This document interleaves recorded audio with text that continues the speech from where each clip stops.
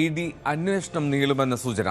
VD Satheesan മന്ത്രിസഭയിലെ 2 മന്ത്രിമാർ ഉൾപ്പെടെയുള്ള പ്രമുഖ രാഷ്ട്രീയ നേതാക്കളുടെ പേര് ആ ഡയറിയിലുണ്ടായിരുന്നു. പ്രതിപക്ഷ നേതാവ് പിണറായി വിജയനിലേക്ക് അന്വേഷണം എത്തും എന്ന വിലയിരുത്തലാണ് CPM-ന്.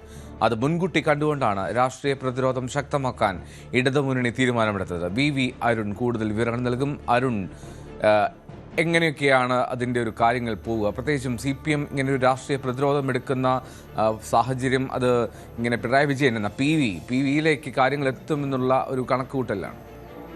എന്തോ 2 കാര്യങ്ങളുണ്ട്. ഒന്ന്, ഈ വീണ വിജയനിൽ ഒതുങ്ങില്ല ഈ മാസപ്പടി കേസിലെ അന്വേഷണം എന്നുള്ളതാണ്. എൻഫോഴ്സ്മെന്റ് ഡയറക്ടറേറ്റ് തുടക്കത്തിൽ വീണ വിജയനിലേക്ക് എത്തിയിരിക്കുന്നു എന്ന് മാത്രമാണ് ഇപ്പോൾ നമുക്ക് എത്താവുന്ന നിഗമനം. അത് കഴിഞ്ഞാൽ കർത്തയുടെ ഡയറിയിൽ നേരത്തെ വന്ന പേരുകൾ, അത് OC, RC, PK കുഞ്ഞാലിക്കുട്ടി തുടങ്ങിയ നേതാക്കളുടെ പേരുകളിലേക്കും PV എന്ന പേരിലേക്കും അന്വേഷണം പോകാൻ തന്നെയാണ് സാധ്യത. ആ രീതിയിലാണ് ഇപ്പോൾ എൻഫോഴ്സ്മെന്റ് ഡയറക്ടറേറ്റിൽ നിന്ന് അതുമായി ബന്ധപ്പെട്ട ആളുകളിൽ നിന്ന് ലഭിക്കുന്ന സൂചനകൾ. PV താനല്ല എന്ന് പിണറായി വിജയൻ പലതവണ പറഞ്ഞു കഴിഞ്ഞു. പക്ഷേ RCയും OC സ്വാഭാവികമായും ഉമ്മൻചാണ്ടി എന്ന പേരാണ് പറയുന്നത്. അദ്ദേഹം മരണപ്പെട്ട നേതാവാണ്. എന്നാൽ PK കുഞ്ഞാലിക്കുട്ടിയുണ്ട്. കുഞ്ഞാലിക്കുട്ടി രമേശ് ചെന്നിത്തലയും ഈ പണം വാങ്ങിയിട്ടില്ല എന്നിതുവരെ പറഞ്ഞിട്ടില്ല. പകരം അവർ പറഞ്ഞത് പാർട്ടിയുടെ ചിഹ്നത്തിലേക്ക് പണം നൽകിയതെന്നാണ് സൂചന. അങ്ങനെയെങ്കിൽ അത് പാർട്ടിക്ക് വേണ്ടി വാങ്ങിയ പണമാണ്. അങ്ങനെ പ്രധാനപ്പെട്ട ആളുകളിൽ നിന്നും വ്യവസായ സംരംഭകരിൽ നിന്നുമൊക്കെ പണം വാങ്ങുന്ന പതിവ് എല്ലാ രാഷ്ട്രീയ പാർട്ടികൾക്കുമുണ്ട്. അതാണ് അന്ന് രമേശ് ചെന്നിത്തലയും PK കുഞ്ഞാലിക്കുട്ടിയും ഒക്കെ പറഞ്ഞ ന്യായം. പക്ഷേ ആ പണം എന്തിന് ഇവർക്ക് നൽകി, എത്ര പണം നൽകി എന്ന കാര്യത്തിലൊക്കെ വ്യക്തത വരേണ്ടതുണ്ട്. കർത്തയ്ക്കെതിരെ കള്ളപ്പണം വെളുപ്പിക്കലടക്കമുള്ള സംശയം EDക്കുണ്ട്. സ്വാഭാവികമായും ഈ രാഷ്ട്രീയ നേതാക്കൾക്ക്, പാർട്ടികൾക്ക് പണം നൽകുന്നത് കള്ളപ്പണം വെളുപ്പിക്കുന്നതിൻ്റെ ഭാഗമായി കൂടിയാണ്. വെറുതെ ഒരു സംഭാവന നൽകി രാഷ്ട്രീയ പാർട്ടികളെ പുഷ്ടിപ്പെടുത്തുക, അവരുടെ പ്രവർത്തന ഫണ്ട് നൽകുക, അതിനപ്പുറത്തേക്ക് ഇത്തരം വലിയ വ്യവസായികളൊക്കെ സ്വാഭാവികമായി ഇങ്ങനെ ഷെയ്ഡഡ് ക്യാരക്ടർ ഉള്ള ആളുകളൊക്കെ ഇത്തരത്തിൽ പണം നൽകുന്നത് തങ്ങളുടെ കള്ളപ്പണം വെളുപ്പിക്കാൻ കൂടിയാണ്.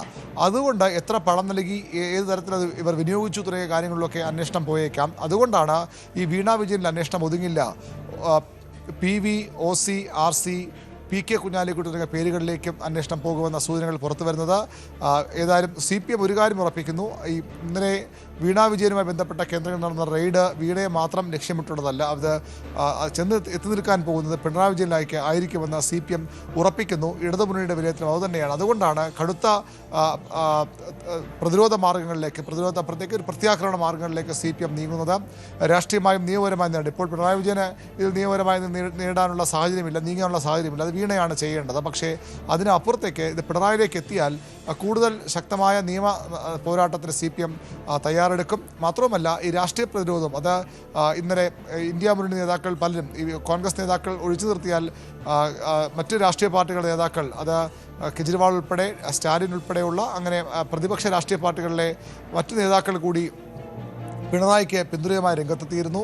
രാജ്യത്ത് ആകമാനം BJP ഇതര സംസ്ഥാനങ്ങളിലെ മുഖ്യമന്ത്രിമാരെയും അവിടുത്തെ BJP വിരുദ്ധ രാഷ്ട്രീയ നേതാക്കളെയും കേസുകൾ കൊടുക്കുക, പിന്നീട് തങ്ങൾക്കൊപ്പം കൂട്ടുക എന്നൊരു ശൈലി പലയിടത്തും BJP സ്വീകരിക്കുന്നു. അതിൻ്റെ ഭാഗമായാണ് കോൺഗ്രസ് നേതാക്കൾക്കെതിരെയുള്ള, കെജ്രിവാളിനെതിരെയുള്ള നീക്കങ്ങളെന്ന് അന്ന് കോൺഗ്രസ് ഉൾപ്പെടെ വിലയിരുത്തിയതാണ്.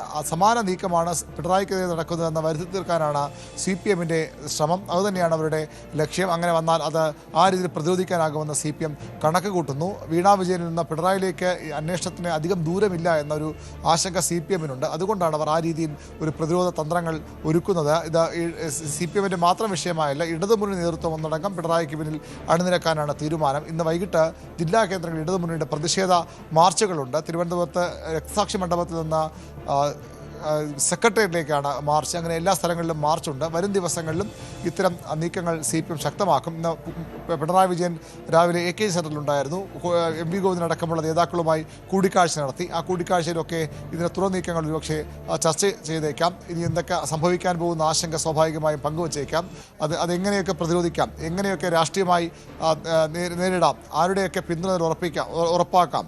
രാജ്യവ്യാപകമായി തന്നെ അതിൻ്റെ പേരിൽ ചില പ്രക്ഷോഭങ്ങൾ അല്ലെങ്കിൽ ED വിരുദ്ധ നീക്കങ്ങളൊക്കെ ഉണ്ടാകാം. കോൺഗ്രസിനും ഒരു ഘട്ടം കഴിഞ്ഞാൽ അതിൽ നിന്ന് മാറി നിൽക്കാൻ പറ്റുമെന്ന് CPM കരുതുന്നില്ല. കാരണം അവരുടെ നേതാക്കളും സോണിയാഗാന്ധിയും രാഹുൽ ഗാന്ധിയും അടക്കമുള്ള നേതാക്കളും ED അന്വേഷണ നേരിലുള്ളവരാണ്. മറ്റ് സംസ്ഥാനങ്ങളിൽ അത് DK ശിവകുമാർ ഉൾപ്പെടെ നേതാക്കൾ പലപ്പോഴും ഈ കേന്ദ്ര ഏജൻസികളുടെ അന്വേഷണത്തിൻ്റെ ഭാഗമായി നിയമ നടപടികൾ നേരിട്ടവരാണ്. അങ്ങനെ മറ്റു സംസ്ഥാനങ്ങളിലെ കോൺഗ്രസ് നേതാക്കൾക്കും സമാനമായ പ്രശ്നമുണ്ട്. അതുകൊണ്ട് കോൺഗ്രസ് ഇവിടെ ഒരു എടുത്തിയാട്ട നിലപാട് ഇവിടെ സ്വീകരിക്കുന്നില്ല. പിണറായിക്കെതിരായ റെയ്ഡിനെ അവർ ആ ഒരു വലിയ ഒരു പിന്തുണയോടുകൂടി അല്ലെങ്കിൽ വലിയൊരു ആവേശത്തോടു കൂടി ഏറ്റെടുക്കുന്നില്ല. അവർക്കും ആശങ്കകളുണ്ട്. പ്രത്യേകിച്ചും ഈ മാസപ്പടി ഡയറിയിലെ വിവരങ്ങളിലേക്ക് പോയാൽ എന്ത് സംഭവിക്കുമെന്ന ആശങ്ക കോൺഗ്രസിനുമുണ്ട്.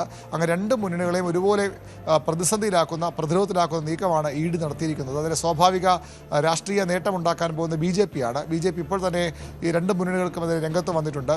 കോൺഗ്രസ് BJP ബന്ധം CPM ആരോപിക്കുമ്പോൾ കോൺഗ്രസും CPM ഒരേ തൂവൽ പക്ഷികളാണ്. രണ്ടുപേർക്കും ഇത്തരത്തിൽ ആശങ്കപ്പെടാനുണ്ടെന്ന പ്രചരണവുമായി BJPയും കളം പിടിക്കാൻ ശ്രമിക്കുകയാണ്. റൈറ്റ്, വിവരൻ സൂചിപ്പിച്ചതുപോലെ ഏറ്റവും കൂടുതൽ പ്രതിരോധത്തിലേക്ക് പോവുക അത് കോൺഗ്രസും രണ്ട് മുന്നണികളുമാണ്. BJP ആണ് അതിൽ നേട്ടമുണ്ടാക്കാൻ പോകുന്നത്.